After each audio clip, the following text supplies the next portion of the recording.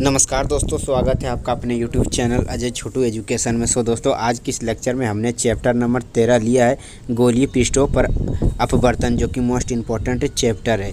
तो चलिए friends, first number question है मेरा, लेंस की क्षमता का एसआई मात्रक होता है। तो लेंस की क्षमता का एसआई मात्रक ऑप्शन नंबर बी बिल्कुल सही है, डायोप्टर होता है। और यह बीएसबी यानी बिहार बोर्ड के 2011 के एग्जाम में पूछा गया प्रश्न है, फाइनल एग्जाम में। नेक्स्ट क्वेश्चन है फ्रेंड्स दूसरा नंबर प्रश्न है, एक उभयोत्तल लेंस म्यू बराबर 1.5 के प्रति एक तल की वक्रता त्रिज्या 20 सेंटीमीटर है। लेंस की क्षमता है, तो लेंस की क्षमता क्या हो जाएगा? तो ए नंबर ऑप्शन बिल्कुल करेक्ट है, 5 डायोप्टर हो जाएगा। ऑप्शन नंबर ए बिल्कुल करेक्ट है। नेक्स्ट क्वेश्चन गाइस तीसरा नंबर प्रश्न है, एक आवर्धक ग्लास जिसकी क्षमता 12 डायोप्टर है की आवर्धक क्षमता है। तो ए नंबर ऑप्शन बिल्कुल सही हो जाएगा 4 इसका, और ये अभी 2012 का एग्जाम में पूछा गया प्रश्न है। नेक्स्ट क्वेश्चन गाइस चौथा नंबर प्रश्न, लेंस के द्वारा कितने प्रतिबिंब बनेंगे यदि वस्तु को प्रधान अक्ष पर रखा जाए? तो बी नंबर ऑप्शन बिल्कुल करेक्ट है, दो बनेगा। ऑप्शन नंबर बी बिल्कुल करेक्ट है, 2 हो जाएगा। नेक्स्ट क्वेश्चन गाइस 5 नंबर प्रश्न है, दो उत्तल लेंस परस्पर संपर्क में रखे हैं, समतुल्य लेंस है। तो समतुल्य लेंस हो जाएगा उत्तल। ऑप्शन नंबर ए बिल्कुल करेक्ट है, 5 का। नेक्स्ट क्वेश्चन है गाइस 6 नंबर प्रश्न है, एक उत्तल लेंस में वस्तु और उसके वास्तविक प्रतिबिंब के बीच की न्यूनतम दूरी होती है। तो न्यूनतम दूरी कितना होती है? तो 4f के बराबर होता है। ऑप्शन नंबर डी बिल्कुल करेक्ट है, 6 का। नेक्स्ट क्वेश्चन गाइस 7 नंबर प्रश्न है, 20 सेंटीमीटर और -40 सेंटीमीटर फोकस दूरी वाले दो लेंसों के संयोग से बने समतुल्य लेंस की क्षमता होगी। तो क्या होगा? तो सी नंबर ऑप्शन बिल्कुल करेक्ट है, +2.5 डायोप्टर हो जाएगा। 7 का ऑप्शन नंबर सी बिल्कुल करेक्ट है।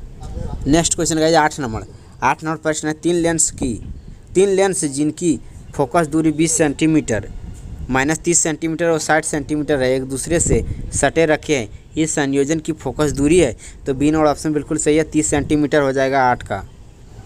नेक्स्ट क्वेश्चन है दोस्तों 9 नंबर प्रश्न है, यदि समान फोकस दूरी f के दो अभिसारी लेंस एक दूसरे के संपर्क में रखे हो तो इस संयोग की फोकस दूरी होगी। तो सी नंबर ऑप्शन बिल्कुल सही होगा, f/2 यानी हाफ f/2 हो जाएगा। ऑप्शन नंबर सी बिल्कुल करेक्ट है। नेक्स्ट क्वेश्चन गाइस 10 नंबर प्रश्न है, यदि किस लेंस की फोकस दूरी f मीटर हो तो इसकी क्षमता का मान होगा। तो इसकी क्षमता का मान क्या होगा? 10 का ऑप्शन नंबर बी बिल्कुल करेक्ट है, 1/f डायोप्टर हो जाएगा। ऑप्शन नंबर बी बिल्कुल सही है, 10 नंबर का। नेक्स्ट क्वेश्चन है 11 नंबर प्रश्न है, कांच के एक अवतल लेंस को जब जल में डुबोया जाता है तब यह हो जाता है, तो कैसा हो जाता है? तो सी नंबर ऑप्शन बिल्कुल सही है, कम अपसारी हो जाता है। 11 का ऑप्शन नंबर सी बिल्कुल करेक्ट है। नेक्स्ट क्वेश्चन का 12 नंबर प्रश्न है, जब किसी उत्तल लेंस जिसका अपवर्तना 1.5 तथा फोकस दूरी f है को जल n बराबर 4/3 में डुबोया जाता है तब उसकी फोकस दूरी है। तो उसकी फोकस दूरी क्या हो जाएगी? तो ए नंबर ऑप्शन बिल्कुल सही है, f से बड़ी हो सकती है। ऑप्शन नंबर ए बिल्कुल करेक्ट है, 12 का। नेक्स्ट क्वेश्चन का 13 नंबर प्रश्न है, दो पतले लेंस संपर्क में रखे जाने पर +10 डायोप्टर क्षमता का युग्म बनाते हैं। जब उनके बीच की दूरी 0.25 मीटर है तो क्षमता घटकर +6 डायोप्टर हो जाती है। लेंसों की फोकस दूरियां सेंटीमीटर में है। तो सी नंबर ऑप्शन बिल्कुल करेक्ट है, 50,12.5 हो जाएगा। 13 का ऑप्शन नंबर सी बिल्कुल सही है। नेक्स्ट क्वेश्चन का 14 नंबर प्रश्न है, एक लेंस की फोकस दूरी 20 सेंटीमीटर है, इसकी क्षमता होगी। और यह प्रश्न 2020 यानी बिहार बोर्ड के 2020 के एग्जाम में पूछा गया प्रश्न है। तो एक लेंस की फोकस दूरी 20 सेंटीमीटर इसकी क्षमता होगी, तो 5 डायोप्टर हो जाएगा। ऑप्शन नंबर डी बिल्कुल करेक्ट है, 14 का। नेक्स्ट क्वेश्चन का 15 नंबर प्रश्न है, F1 तथा F2 फोकस दूरी के दो पतले लेंस एक दूसरे के संपर्क में स्थित है, संयुक्त लेंस की फोकस दूरी होगी। तो संयुक्त लेंस की फोकस दूरी क्या होगी? तो 15 नंबर के डी नंबर ऑप्शन बिल्कुल करेक्ट है, F1 F2/F1 + F2। Option number D बिल्कुल करेक्ट है, 15 का।